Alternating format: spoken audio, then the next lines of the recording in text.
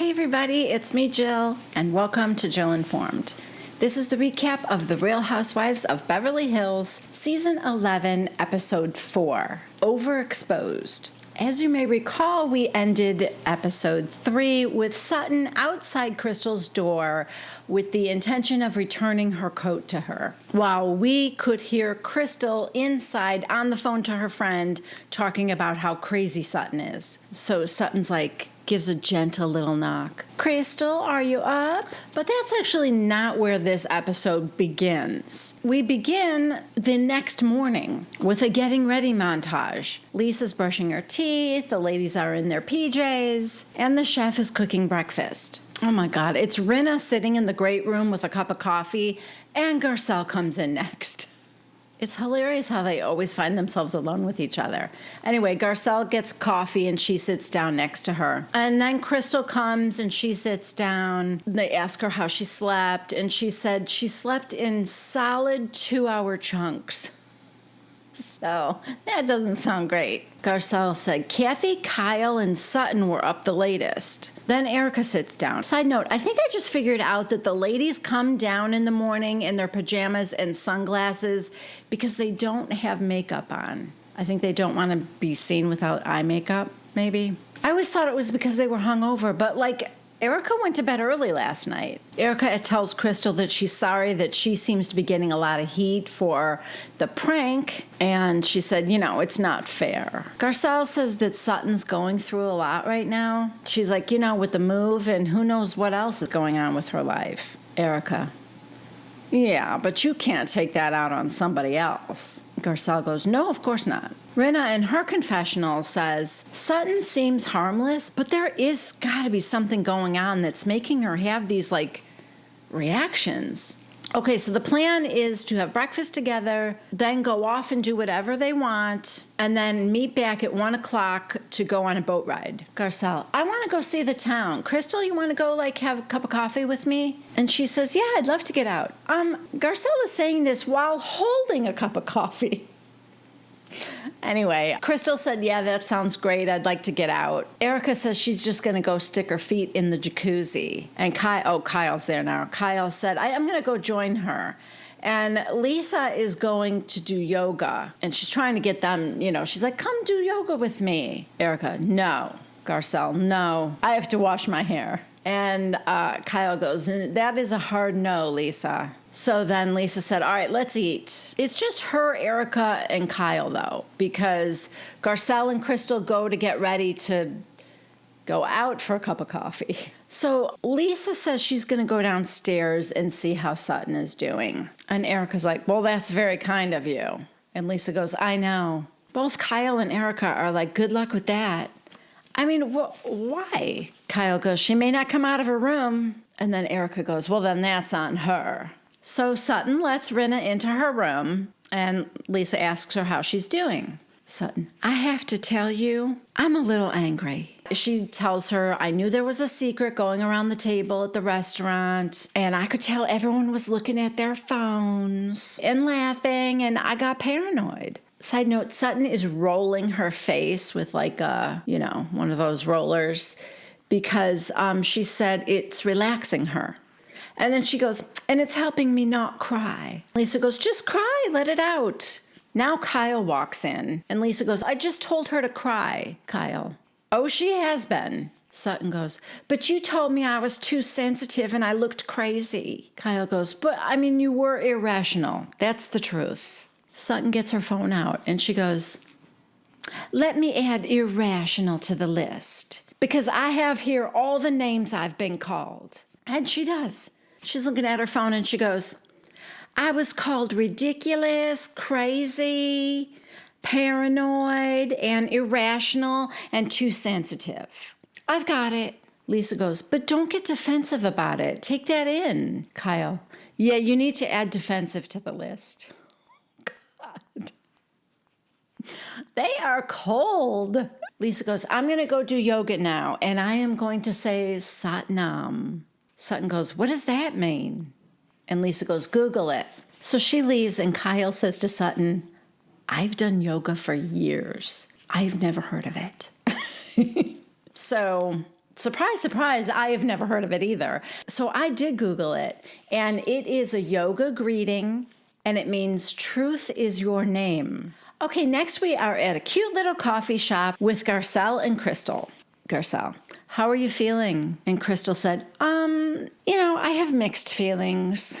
Sutton got set off again last night. And Garcelle said, yeah, I heard you had a talk. What was that about? And Crystal said, Kyle and Sutton were at the bar. Then we see a flashback from 2 nights ago. Kyle, Sutton, and Crystal having the I don't see color conversation. And Crystal said, so Kyle mentioned that you and she talked and resolved whatever issue you two were having. And then Sutton goes, it's not all about race. Garcelle does one of these, like, what? And Crystal goes, oh yeah, she came at me pretty hard. Flashback again to that night. And then she said, I think she thought I was attacking her. And then the we're all the same, we're all equal came about. And I said, we're not. And Garcelle said, no. Cut to Rinna on her yoga mat. Satnam. Which actually coming from Rinna is pretty hilarious. Truth is your name. Not quite. Cut to Kyle and Sutton. Kyle goes, I think you need to apologize to Crystal. Sutton, for what? Kyle, I'm trying to help you out here. Sutton, I am not going to apologize for something I don't feel sorry for. Cut to Crystal and Garcelle. Crystal, I don't need an apology. Well, good, because you're not going to get one. But if she could just be cool with me, we don't have to be best friends. Garcelle, she has something that's bothering her that she hasn't said yet. Let's just go on the boat and have a fun day. Crystal goes, yes, please. I need to sage me or the house or something. And Garcelle goes, this is the first time I traveled without sage. And Crystal goes, well, then I blame you. And they both laughed. Okay, now it is time to get in the van and head to the lake for their boat trip. Also, by the way, this is the first sighting of Dorit and Kathy. I think they just got up in time for the boat ride. As the ladies are walking toward the boat, they're walking along the dock, they're reminiscing about past boat rides. We see flashbacks to all of them. They're wondering, have we ever had a good boat ride? And it's, all this fighting and yelling at each other. So now we're on the boat and they're heading out, and Erika and Garcelle are talking, and Garcelle asks if she talked to Tom. And Erika said, we spoke this morning. He's good. He's at the firm. And Garcelle said, oh, he is. And she said, honey, that is a workhorse. Garcelle said, yeah, it probably keeps him going, Erika, he's dedicated his life to being a lawyer. All of it is so cringy after The Housewife and the Hustler. Sometimes I wish I didn't know what I know, but you can't unsee that show. All right, so there's some crazy running away from a bird that's circling the boat, and Kyle's afraid it's gonna poop on her. Kathy claims she's the only one who's not a drama queen. Then it gets quiet, and Erika whispers to Dorit, look at Sutton. She looks like she's going to cry. Dorit, when somebody is feeling a certain way, it just puts my stomach in knots. So Erika goes, what's going on, honey? Sutton goes, what? Nothing. What? Do you want me to just lay across all of you? No, I'm fine. I'm just being quiet. So the camera pans back and you can kind of see the configuration. Everybody is sitting on one bench together in the middle of the boat facing forward. And then there's 2 deck chairs. Kathy's in one and Sutton is in the other. And it's kind of away from everybody else. Kathy's so cute. She goes, she's just recharging. And then she quietly says to Sutton, I'm the type of person that if someone were to ask me that, then I would start to cry. And Sutton goes, oh, really? Kathy goes, yeah, I'm sensitive. Put that on your list, Kathy. Then Crystal's like, this is just beautiful. And Kathy says, I'm going to go inside. So she goes down the stairs into the boat, leaving Sutton all by herself on the side, of course. In her confessional, Sutton said, I'm feeling kind of nervous. I got my tail between my legs, but I'm ready to have a conversation with Crystal so that we can just move on with our day. So she says to Crystal, do you want to have a little chit chat? And Crystal said, sure. So they go to the back of the boat. Sutton pulls out her face roller. Crystal's like, oh, God. Crystal already thinks you're crazy, Sutton. I mean, maybe do the rolling later. But she tells Crystal, this soothes me. I had a rough night. So she starts by telling Crystal that she didn't like being called ridiculous. She doesn't like name calling. Crystal, okay. I feel like sometimes you can be very abrupt to me. Crystal, okay. Sutton, well, you're laughing at me right now. And obviously, I'm really upset. Crystal, okay. Sutton, and this isn't the time for sarcasm. Crystal, okay. No. She goes, I'm not being sarcastic at all. Sutton goes, okay, well, I want to hear your side of it because I think you were upset with me. And Crystal goes, my side of last night? And she said, yeah. Crystal said, well, I had nothing to do with any of the pranks. And when I tried to get you involved, you told everyone I kicked you. Sutton, you did. I mean, I really wish the camera caught that because I want to know how hard was that kick. I don't know. Like I said, she's got very thin legs. Meanwhile, the others are asking the boat driver, like, where's the Godfather house? Because I guess Godfather was filmed on Lake Tahoe, or part of it. Anyway, back to Crystal. She said, the whole night had nothing to do with me. I tried to include you in the joke, and you turned on me. You have shown me nothing but you're an untrustworthy person. Sutton is shocked by that. And Crystal said, I don't trust being around you. I don't trust your reactions. It feels a little bit, and I'm not a doctor, but it feels kind of manic. Sutton, you don't know me. And Crystal goes, no, I don't, but all you've shown me is crazy. So Sutton tells her that she's more difficult to get to know than the other ladies because Crystal has said that the other ladies were warm and inviting to her. And so Crystal said, why are you hard to get to know? And Sutton said, I'm shy and it takes me a while to warm up to people so that I can trust them. I would like to get to know you better. I've been a nervous wreck since 7 o'clock. I was going to leave this morning. She pulls out her face roller, frantically rolling her face. Because I felt so uncomfortable. And honestly, props to Crystal for keeping a straight face during this. Because I thought for sure she was going to bust out laughing. So Sutton tells her that leaving her forever house and moving to another house has just been a lot harder for her than she thought it would be. Or that she's been pretending. And she's really kind of crying now, my little sweet, sweet Sutton. She said, so I'm sorry if I was projecting any of that. Crystal kind of nods, but in her confessional, she said, leaving your house is no excuse to attack someone and act like a crazy person. So they agree to move forward, and Sutton said, just baby steps. We'll just take baby steps. And Crystal said, yeah, that may be all I can take right now. So they head down to where the others are. Crystal goes, okay, this was good. We have a beautiful dinner ahead of us, so I think that'll be good. And Sutton goes, yeah, maybe Tahoe's just not our place. And that got a little laugh out of Crystal. Okay, now the boat ride is over, and they get back to the house, and the chef has made homemade donuts and cookies.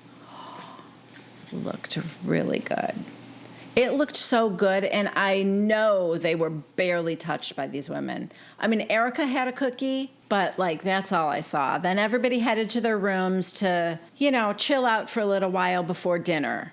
And dinner was going to be at 7 o'clock. Before they go back to their room, Kathy said to Erika, I expect you to stay up a little bit later tonight. It's our last night. There's a little scene with Kyle and Dorit playing bocce ball outside, and it reminded me that not only is Dorit a pretty darn good athlete, but she is very competitive. It's just such a fun fact to me that Dorit is like a natural athlete. I don't know why. Okay, so dinner is actually going to be at the house there, but doesn't matter. Everyone is still getting all dressed up and ready. Sutton has a pretty silk dress on, and she's wearing her giant teddy bear $2,000 slippers. Garcelle's down there already, and she's like, where is everybody? It's probably just her and Rinna. No, I don't think it is Rinna this time. Anyway, she calls to Dorit. Dorit, where are you? You can hear Dorit in her room. She goes, keep calling me Dorit, and I'm not coming. And they're laughing. Now we see Dorit and Erika heading into the dining room. Dorit has a purse. Yeah, they're not leaving the house, but, she's like, yeah, I think it's kind of part of the outfit. And it holds a little lipstick. Erika looks like a lumberjack. She's got big jeans on and like construction high heel boots and a jacket that's like half jean jacket in the front and party puffer jacket in the back. I don't know. I always enjoy it when something hideous cost a fortune. Like, I am so sure that her entire outfit cost an arm and a leg. It is not only ugly, but it is unflattering on someone as gorgeous as Erika. So, I don't know. I like to think the designer is laughing along with me. Oh, God, Kathy. Kathy doesn't get the look. Kathy says to her, oh, I don't know if it's supposed to be, but, like, your pants are unbuttoned. And she's like, yeah, that's the look. Also, this is it's a layered look. I get what it looks like is she's wearing sweatpants and a sweatshirt with jeans and a jean jacket over them. And then like a puffer coat over that, but just in the back. It's a lot of fabric and, yeah.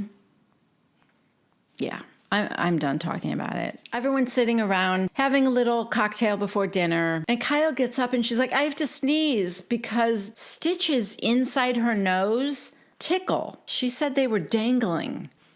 Ew. So then Garcelle said, who else has had a nose job here? In her confessional, Erika said, that's an okay question if I can ask you the same. And if you don't look good, I'm going to give you a couple of numbers. So Erika said that she had her nose done when she was 41. Dorit volunteers that she has never had a nose job. Dead silence. Kyle's confessional. I know a lot can be done with like contouring, but most people think she's lying about that. Of course, Bravo shows us a side-by-side. Dorit today and Dorit in like 1995, when she was playing the part of her twin sister, Inesca. Any other Jane the Virgin fans out there? No? Just me? So at the very end, Kathy Hilton confesses, I've had a little work done. And everybody laughs. And then they head to the table. And Garcelle said, we're not going to wait for Crystal? Kyle, Crystal just texted, and Erika goes, is Crystal okay? Kyle, Crystal's not coming to dinner. Who? I don't think we said her name enough. You mean Crystal? We're not going to wait for Crystal? Crystal just texted. Is Crystal okay? Crystal's not coming to dinner. Then Garcelle gets a text from Crystal. And Garcelle, kind of whispering, says, she sent me a text saying, I'm losing my shit a little bit. So everyone's like a little quiet and concerned. Sutton, I would like to say something, and I'm sorry Crystal's not here because I want to apologize. I was acting strange last night, and I wasn't myself. I think leaving my Barbie doll dream house took a toll on me, and we're all exhausted, and I do think that if I feel a little left out, it does trigger me, and I apologize to all of you because you didn't deserve that behavior. Everyone is very accepting and, good for you, Sutton. And Kyle's like, it's okay because it was just a blip and we've had an amazing time on this trip. Everyone's like, yes, we're over it. It's done. Don't worry about it. Well, not to let things just sit in a comfortable place, Lisa Rinna has to get awkward again. Lisa, this has just been so great that we could do this during a scary time in the world. And I have learned so much about myself. Not always good. Garcelle. I agree. Lisa, look, I had a very rough past year. Yeah, so did Denise Richards, where people were saying that I am the worst friend. And I get it. I do. I understand it. I talked with my husband so much about this, and I'm going to share a story with you that he shared with me. Now, if you haven't seen this episode, brace yourselves, because I was unprepared for what was about to be said. Harry went out to have a drink with one of his friends, and later that night, his friend went out and raped a girl. Yeah. Thank you, Dorit. That was my reaction. And I can't even imagine where this story is going. Why on earth she would tell a story like that? Dorit's like, ay, ay, ay. Oh my God. Lisa, his really close friend. Dead silence around the table. I mean, obviously. What an insane story to tell your friends. Lisa, okay, so his friend went to jail, and all of their friends said to Harry, we need to go visit him. We need to show our support and our love by visiting him in prison. And Harry said, I can't do that. I just can't do it. And then one of the ladies said something about blind loyalty. And Rinna goes, yes, we spoke about that. And Kyle goes, well, there's times you have to evaluate the situation. Now, guys, look at the expression on Garcelle's face. She's like, where the hell are you going with this? Because if you are somehow equating a rapist to Denise Richards, I will jump across this table. What she does say is, so the point of your story is that you couldn't blindly believe Denise? Rinna, well, I couldn't blindly support her. Garcelle's like, okay, I said that wrong. You couldn't blindly support her. Rinna, yes. In Garcelle's confessional, she said, I mean, I can see that Harry did the right thing, but you can't compare that to Denise Richards on any level. And then she said, and that's not a story you should share again, ever. I have to agree. That is a horrific story on its own. I don't even think I would want someone to know that I had a friend, a close friend, who would be capable of doing something like that. But to use that story as an analogy to, in any way, explain your treatment of Denise Richards is absurd. So now Erika says, in Lisa's defense, she had some information that nobody else had. What? Garcelle goes, you guys didn't have that information? Erika's like, I did not. Garcelle, do you have it now? Erika, no.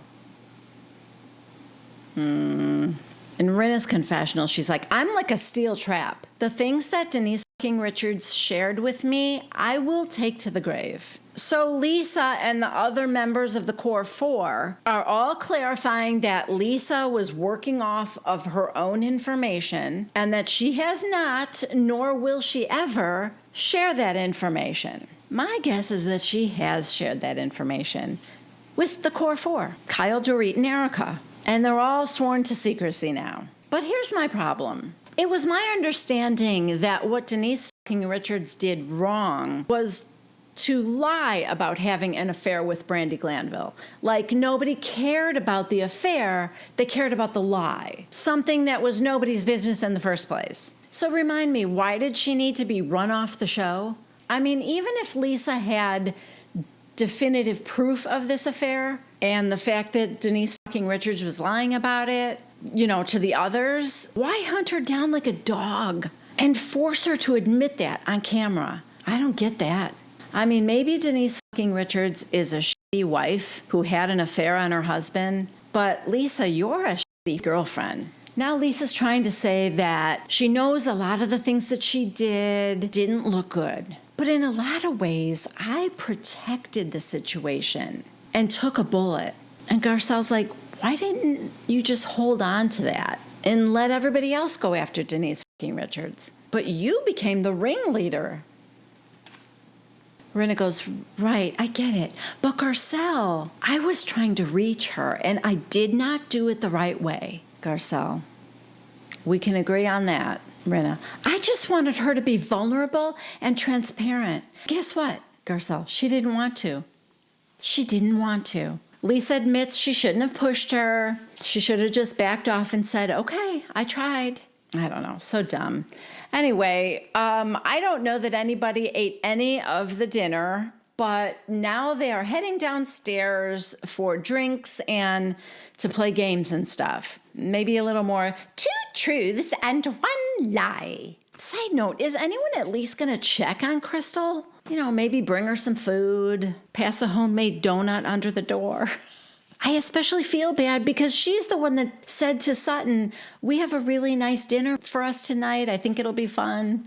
You know, like what happened between then and now? Anyway, all the girls are downstairs. Erika tells Garcelle she looks thin, and Garcelle's like, oh, really? She said she felt like a stuffed sausage last night, and she's like, that's why I didn't even take my jacket off. Garcelle goes, it's all smoke and mirrors. Erika goes, hey, life is smoke and mirrors.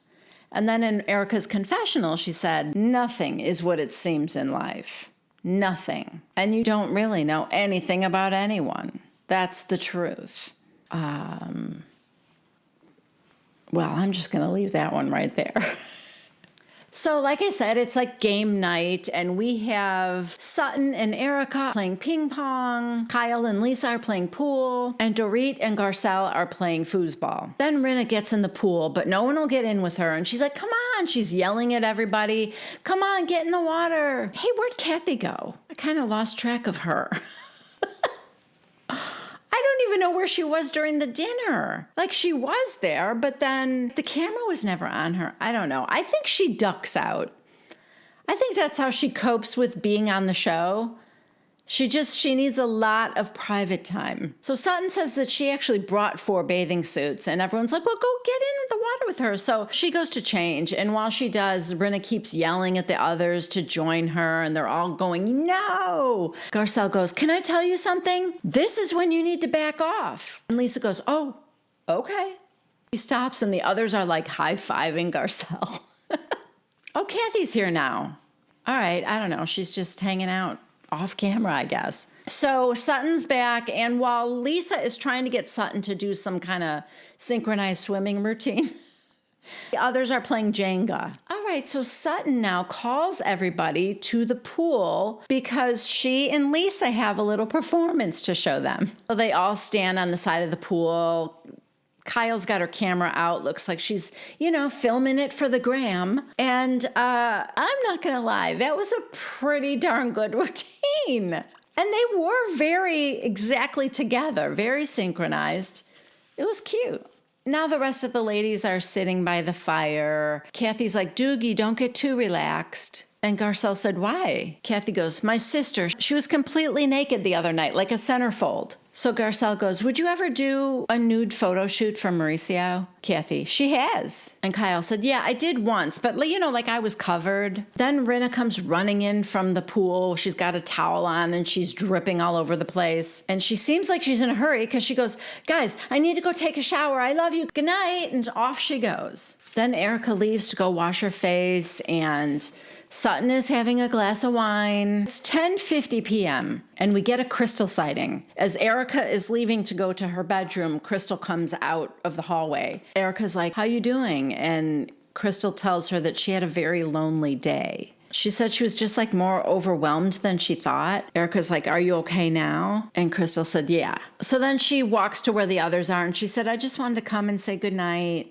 And everyone's pretty much calling it a night anyway, which, what happened to Kathy saying, Erika, you better stay up tonight. It's our last night. Boring. Rinna's taking a shower and going to bed at 10:30. And I don't know. Let me just say this. These women could not hang with Vicki Gunvalson. So as more and more people are getting up and saying goodnight, Crystal sits down on the couch with Kyle, and she said, how was it? How was dinner? And Kyle said, it was nice. We had a really nice night. And Crystal goes, oh, good. I'm glad. I'm sorry I missed it. Kyle said, what happened? And Crystal goes, last night I went to bed at 11:30, and I was in my bathroom showering and getting ready, and I was naked, and Sutton walked in. She was returning a jacket. And Kyle goes, yeah. Because Kyle knows she was there when Sutton said, I'm going to go give this jacket back to her. We see the flashback. Sutton, this is what girlfriends do for girlfriends. Crystal goes, I was startled and I dropped to the floor, to cover myself. And she's like, oh, sorry, whatever you're doing in here. And then we see a flashback. Sutton said, I don't know what you're doing in here, but I'm going to bring you your coat. And Crystal said, I'm just putting my pajamas on. So now Crystal's telling Kyle. Then she just walked out as if I was doing something weird. She doesn't knock? And Kyle goes, so that's why you didn't come to dinner? Because of that? Kyle's probably thinking, my sister's done worse to me.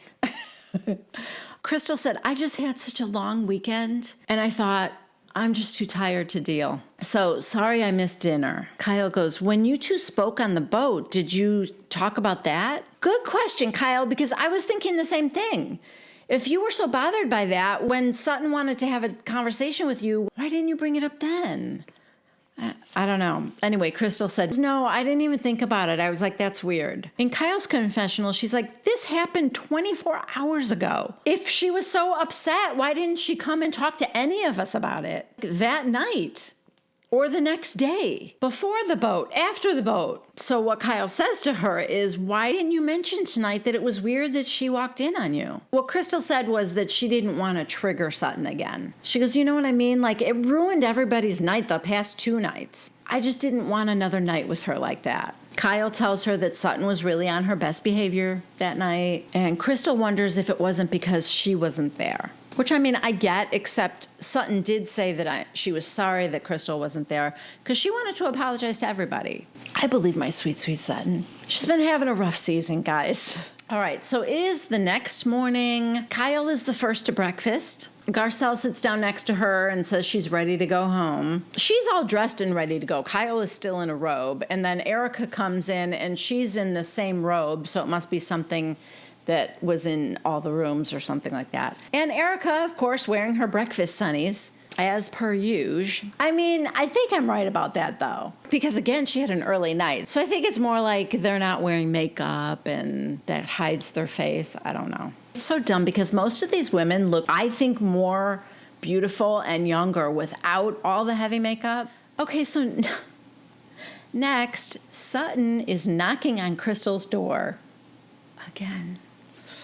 She did not walk in yet until she was called in. And Sutton said that, I wanted to see you because you didn't come to dinner last night. And I just feel like that was because of me. Crystal's like, yeah, pretty much. Sutton said, I didn't do a good job of including you in the group.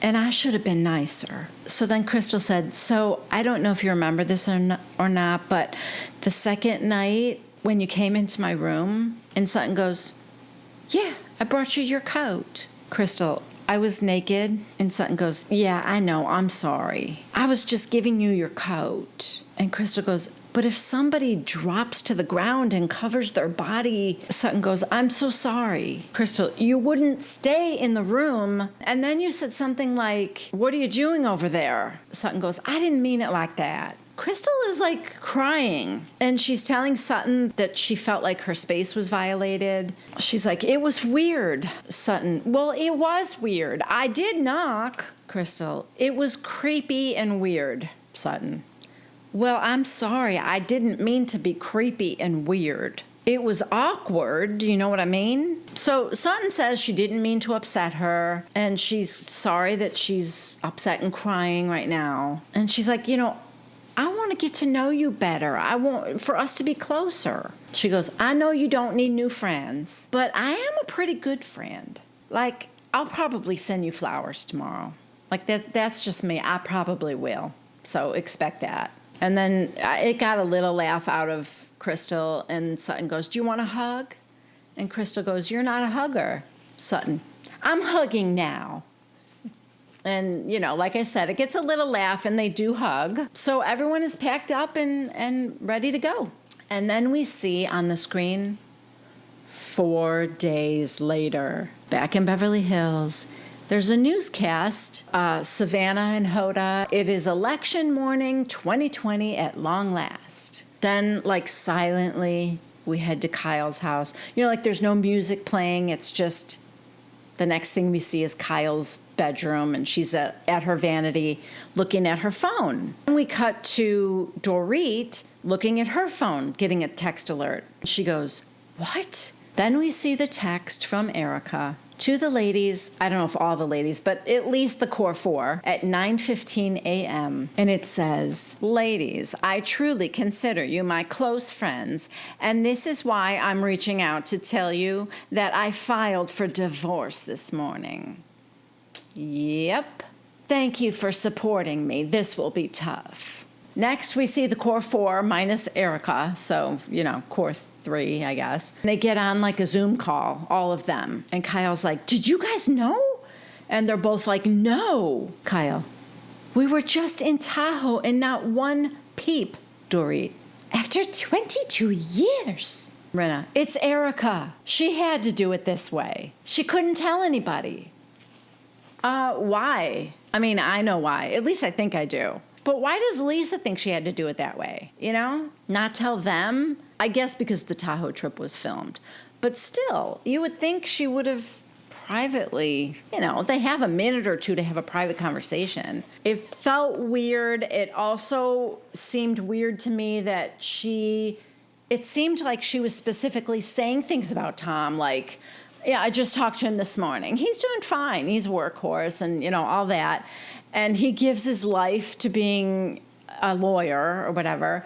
And then, like a couple days earlier, when she said that Tom lets me be myself, that's one of the things I love about him. And, like, all those comments seem so bizarre since a couple days later, or whatever, a few days later, she's filing for divorce. So anyway, of course, I think it's just a monetary thing. I think in order to protect certain assets or something, maybe she had to divorce him. I don't know. Anyway, that was it for this episode. Thank you guys very, very much for joining me. As always, if you haven't subscribed to my channel, please consider doing so. If you liked this particular recap, please give it a thumbs up. And don't forget to leave a comment down below. What do you guys think? Why do you think Erika had to do it that way? Couldn't tell anybody and had to pretend everything was fine in their marriage? I don't know. I always want to know what you think. I love you guys. I will see you for the next recap of The Real Housewives of Beverly Hills. Bye.